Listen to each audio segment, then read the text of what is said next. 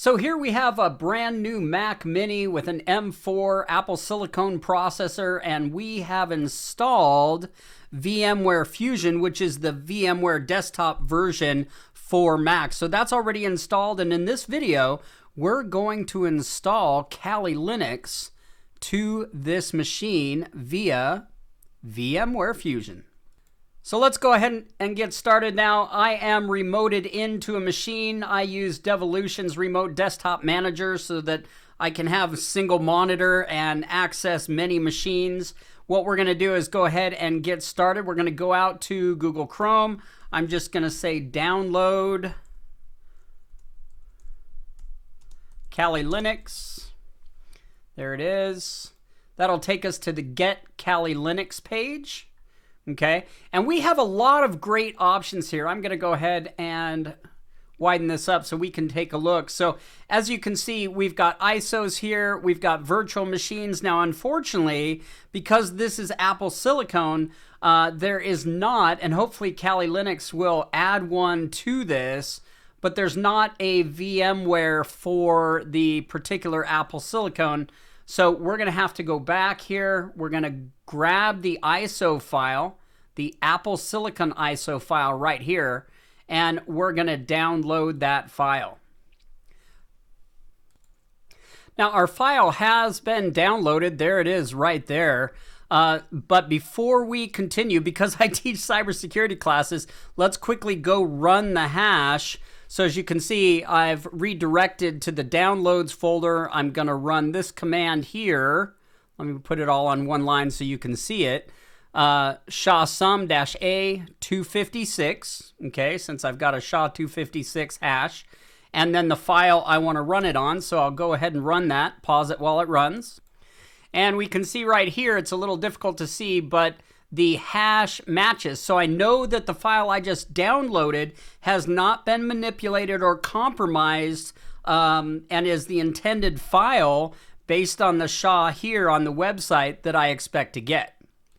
So now let's go ahead and open VMware. Now we don't have to decompress this one because it's an ISO and it wasn't compressed when it came to us. So in this case, we're going to install from a disk or image a brand new machine. I don't have any VMs currently on this machine, so let's go ahead and get started. We're going to click on Install from Disk or Image. And in our case, instead of dragging, we're just going to come down here. We're going to go to Downloads. That's where it got downloaded. There's our image, so I'm going to double click that image.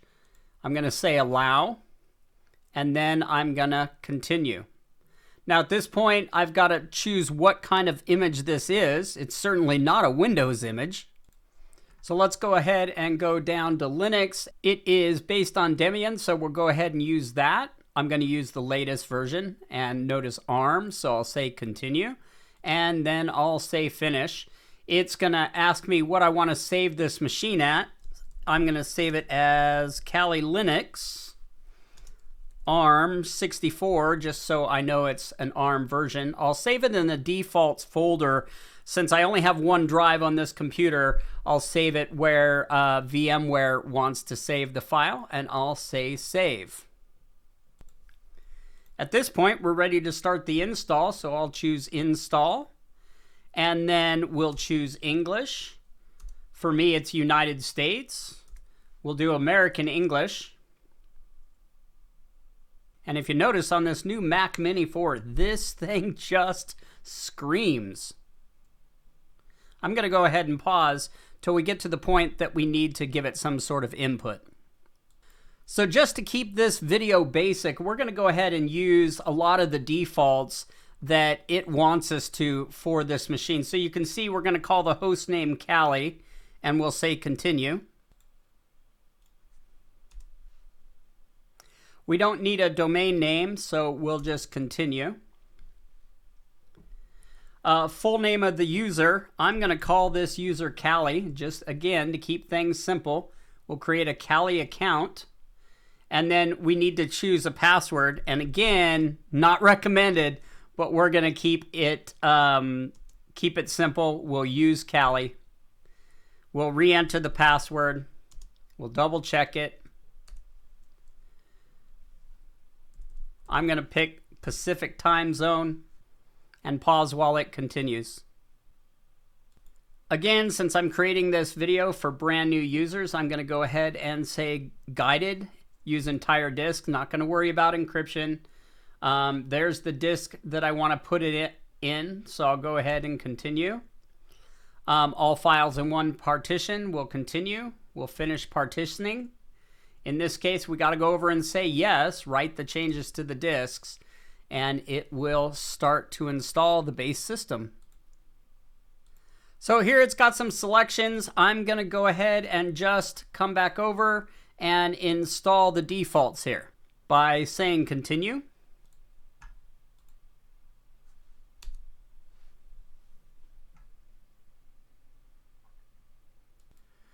So I'm going to unpause and let you know, I've paused this video and I've got to tell you, I am absolutely impressed with this Mac Mini with the M4, how quickly this is installing, given that it's installing on the same SSD that the operating system's running on, that back-end processes are running on, etc. Next, it'll install the Grub bootloader for you, and then it will finish the installation. So in no time at all, the installation is complete. I'm going to go ahead and say continue. And there it is. It's going to boot right up here in just a second. This is happening in real time, so you can see how quick this machine is. Now, we gave this a username of Callie and a password of Callie. Again, I don't necessarily recommend that, but here is our machine. I'm going to open up a terminal real quick and just do the first step in creating a machine, which of course is to get the updates. Just so we know that the machine is running. If you don't want to stay for this part, you certainly don't have to, but I'll go ahead and do that. So there we go, sudo, because my user account does not have root privileges, so sudo apt update, put in my password. Let me try that again. It helps to spell it right. There we go. So it's going to go out and get the updates. We can see that those updates are available. So then I'll go, I can't type tonight, sudo apt upgrade. We'll get that upgrade process started. And we'll just end the video. We know now that the machine's going to upgrade and we're able to run Kali Linux on Apple Silicone. Take care. Hope this helps.